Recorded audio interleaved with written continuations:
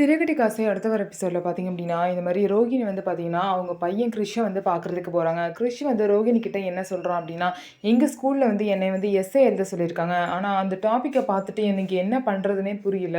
இந்த எஸ்ஸே நான் எப்படி எழுத போறேன்னு எனக்கு தெரியல" அப்படின்னு சொல்லிட்டு ரோகிணி கிட்ட சொல்றாங்க. "அப்படி என்ன டாபிக்?" அப்படின்னு சொல்லிட்டு பார்த்தீங்கன்னா, கிரிஷ வந்து ரோகிணி வந்து கேட்குறாங்க. அதுக்கு கிரிஷ் வந்து சொல்றான், "அது வந்து அப்பாவ பத்தி எழுதணும்" அப்படிங்கிறாங்க. "எனக்கு எப்படி அப்பாவ பத்தி தெரியும்?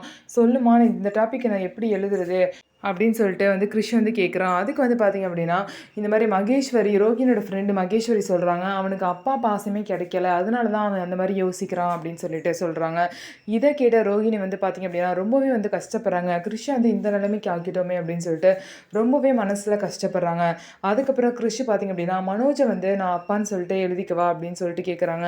இந்த மாரி கிரிஷ் சொன்னது பார்த்தீங்க அப்படின்னா, கிரிஷ வந்து ரோகிணி வந்து அணைச்சு அழுவுறாங்க. ஸோ இதுக்கப்புறம் என்ன நடக்க போகுது? இனிமேல் அது அப்பா பாசம் கிரிஷுக்கு கிடைக்குமா?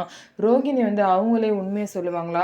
இல்ல எதுவுமே சொல்லாம அவங்களா மாட்டி தான் கிரிஷ் வந்து ரோகிணியோட பையன்னு தெரிய போதா?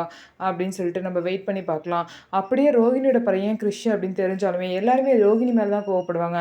ஆனா கிரிஷ வந்து கண்டிப்பா முத்து, மீனாவையும் எடுத்து வளர்க்க தான் போறாங்க.